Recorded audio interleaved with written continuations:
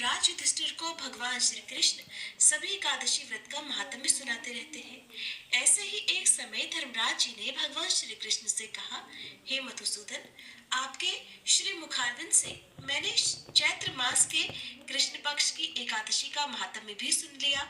अब आप मुझे कृपा कर चैत्र मास के शुक्ल पक्ष की एकादशी का महात्म्य सुनाने की भी कृपा करें।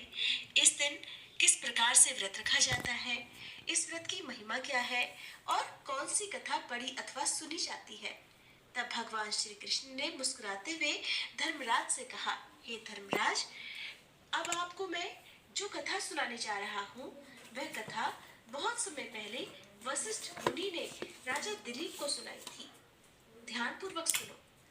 कथा के अनुसार एक बार रत्नपुर नामक एक नगरी हुआ करती थी, जिसमें पुंडरीक नामक राजा राज्य किया करते थे। रत्नपुर का जैसा नाम था वैसा ही उसका वैभव भी था। चारों तरफ सुख और समृद्धि छाई हुई थी। पूरी तरह से धर्म का पालन होता था। वहीं पर अनेकों अप्सराएं और गंधर्व वास किया करते थे। उन्हीं में ललित और ललिता नामक गंधर्व पति पत्नी भी रहते थे। ललित और ललिता एक दूसरे से बड़ा स्नेह रखते थे, यहाँ तक कि दोनों एक क्षण के लिए भी एक दूसरे से दूर रह नहीं पाते थे।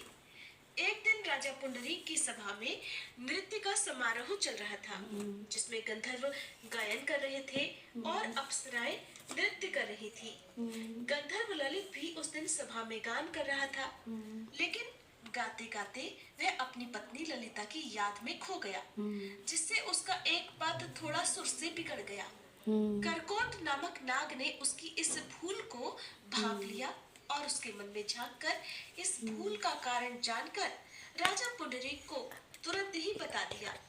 तब राजा पुंडरीक ये जानकर बहुत क्रोधित हुए और ललित को श्राप देकर तुरंत ही एक विशालकाय राक्षस बना दिया। तब अपने पति की इस स्थिति को देखकर ललिता को बड़ा भारी दुख हुआ।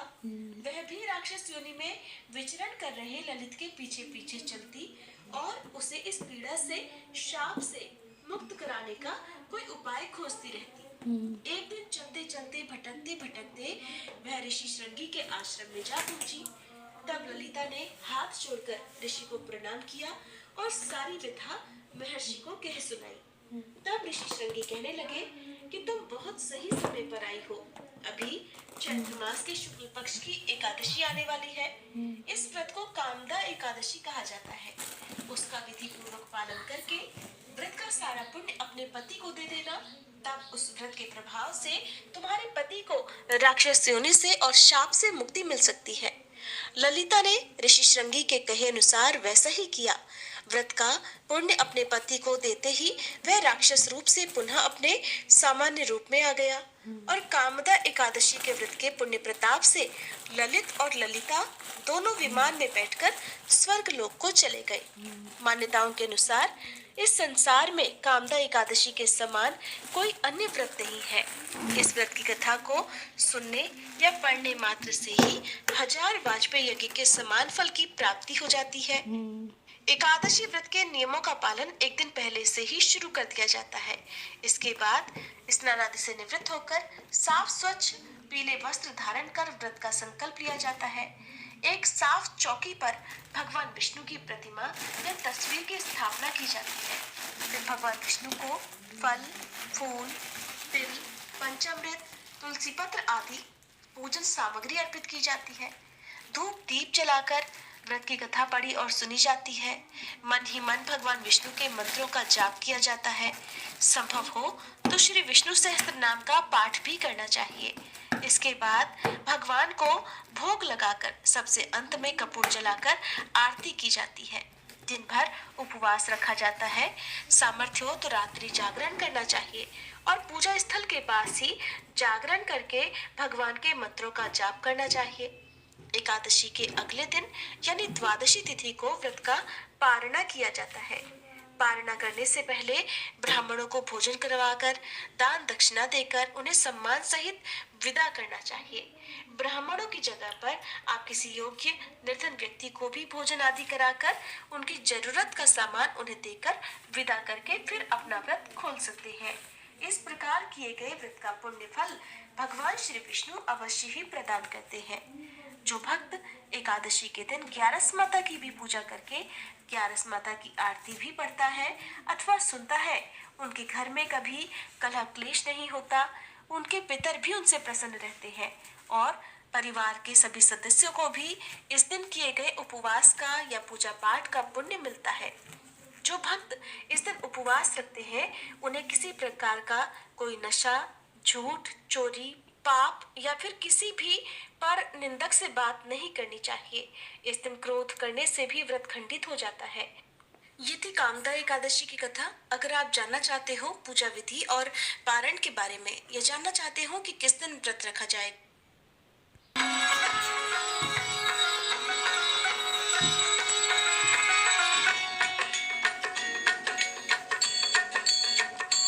ओम जय जगदीश हरे, स्वामी जय जगदीश हरे, भक्त जनों के संकट, दास जनों के संकट, क्षण में दूर करे। ओम जय जगदीश हरे, ओम जय जगदीश हरे, स्वामी जय जगदीश हरे, भक्त जनों के संकट, दास जनों के संकट, क्षण में दूर करे। ओम जय जगदीश हरे, जो ध्यावे फल पावे, दुख बिनसे मन का, स्वामी दुख बिनसे मन का, सुख संपत्ति घर आवे, सुख संपत्ति घर आवे, कष्ट मिटे तन का। ओम जय जगदीश हरे, मात पिता तुम मेरे, शरण गहो किसकी, स्वामी शरण गहो किसकी, तुम बिन और न दूजा, तुम बिन और न दूजा, आस करो जिसकी। ओम जय जगदीश हरे, पूरन परमात्मा तुम अंतर्यामी, स्वामी तुम अंतर्यामी, पार ब्रह्म परमेश्वर, पार ब्रह्म परमेश्वर, तुम सबके स्वामी। ओम जय जगदीश हरे, तुम करुणा के सागर, तुम पालन करता, स्वामी तुम पालन करता, मैं मूरख फल कामी, मैं सेवक तुम स्वामी, कृपा करो भरता। ओम जय जगदीश हरे, तुम हो एक अगोचर, सबके प्राणपति, स्वामी सबके प्राणपति, इस विध मिलो दयामय, इस विध मिलो दयामय, तुमको मैं कुमति। ओम जय जगदीश